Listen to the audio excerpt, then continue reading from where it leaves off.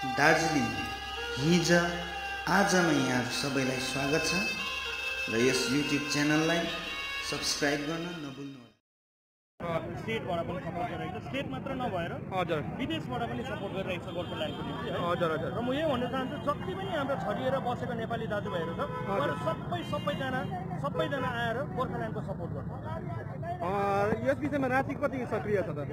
राँचीमा भन्नुपर्दाखेरि राँचीको पनि मान्छेहरू धेरै नै सतर्क भइसकेको छ गोर्खाल्यान्डको लागि है। हजुर हजुर अनि अहिले हामीले प्रोसेसन निकालिरहेको छौँ राँचीबाट पनि, र हामी पनि फुल सपोर्ट गर्छौँ गोर्खाल्यान्डको लागि। हजुर धन्यवाद। Okay, thank you.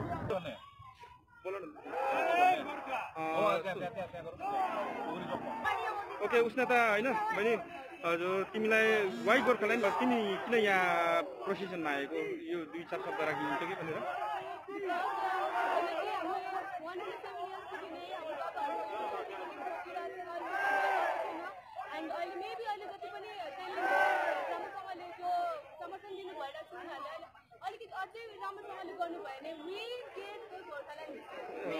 Okay okay thank you.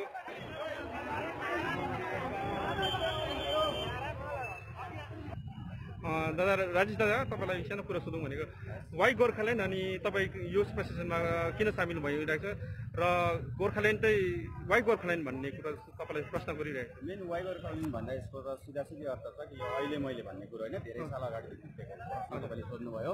यसको उत्तर यतिकै पनि आजको दिनमा दार्जिलिङमा त गोर्खाल्यान्डलाई पनि थाहा हुने कुरो हो। हजुर हजुर गोर्खाल्यान्ड के हो भन्ने कुरा। हजुर हजुर र तपाईँको सवाल अर्को अगाडिको जुन चाहिँ सवाल थियो त्यो अलिकति रिपिट गरिदिनु होला।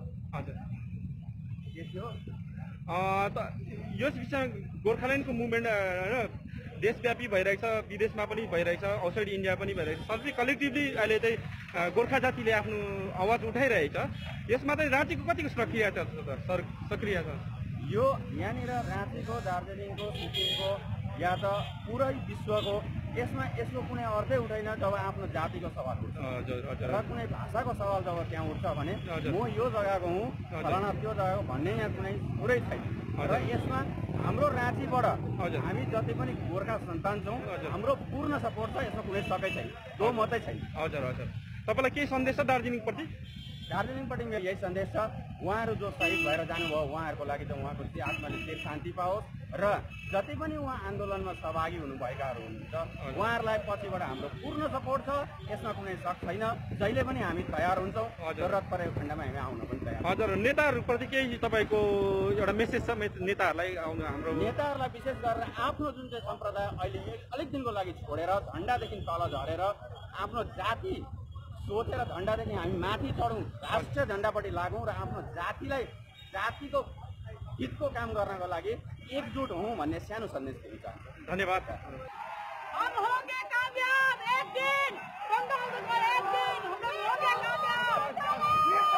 ओके अलिसा बहिनी, you are in the process rally today. तिम्रो विचारमा वाइ वी वान्ट गोर्खाल्यान्ड? हजुर हजुर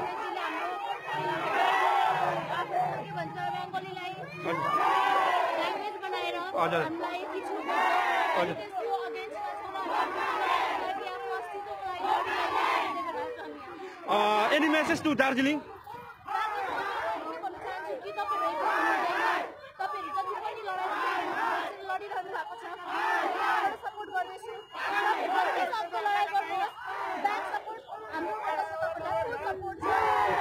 okay thank you. Why Gorkhaland भन्ने शब्दलाई तिमीलाई क्वेसन सोध्छु। हाम्रो आफ्नो संस्कृति छ, त्यहाँ आफ्नो ल्यान्ड हो होइन। आफ्नो ल्यान्ड भयो भने चाहिँ हामीले राम्रोसँग कल्चरलाई देखाइसक्छ होइन। अब हामीलाई एउटा ल्यान्ड हुन्छ नि, लाइक आफ्नो कल्चरलाई हामीले चाहिँ। Any message to Darjeeling? दार्जिलिङलाई केही मेसेज छ तिमीलाई अहिले? त्यहाँ पिसले सफिल होस् होइन, हाम्रो गोर्खाल्यान्ड हामीलाई मिलोस् होइन। अनि लाइक पुरा हार्म नहोस् होइन, राम्रो प्रकारले हामीले आफ्नो हामीले सपोर्ट गर्छौँ होइन। हाम्रो नेताहरू पनि आजको दिनमा चाहिँ अब जनता मोर्चा छ, नेताहरू पनि पछि हुनु भएन होइन। नेताहरू पनि अगाडि आउनु पर्यो र नेताहरूले पनि सपोर्ट गर्नु पर्यो। दाजुभाइमा झगडा गरेर भएन होइन, पार्टीको लागि झगडा गरेर भएन, नेताहरू पनि अगाडि आउनुपर्छ र नेताहरूले पनि मेन उयो गर्नुपर्छ होइन। अनि दार्जिलिङको लागि केही मेसेज छ? दार्जिलिङलाई मेरो दाजुभाइहरूलाई त्यही म्यासेज छ होइन। आज दिनमा गोली चलाउँदैछ, त्यो गोली चलाएर उनीहरूले पनि एउटा खुकुरी निकालेर चाहिँ म त त्यही भन्छु सिधै खुकुरी निकालेर उनीहरूले फाइट गर्नुपर्छ। ओके एकछिन जयदेव केही मेसेज छ तिम्रो दार्जिलिङलाई? मेरो नाम जयदेव प्रधान हो, म दार्जिलिङको हो, तर हुनु चाहिँ म एउटा गोर्खाली हो है। गोर्खालीको लागि सबै एक भएर अगाडि बढ्नुपर्छ र जति पनि अहिले जे पनि बङ्गालमा दार्जिलिङमा हुँदैछ त्यसको हामी खिलाफ छौँ र त्यो जति पनि हाम्रो शहीद हुनुभएको दाजुभाइहरू छ उनीहरूलाई श्रद्धाञ्जली छ अनि घायल भएको उनीहरूलाई स्वास्थ्यको कामना गर्दै हामी आफ्नो बात यही राख्दछु। जय गोर्खा, जय Gorkhaland.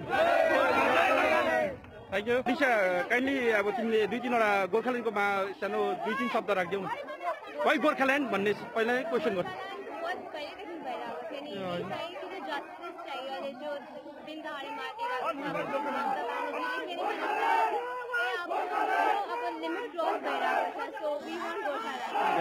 Any message to Darjeeling?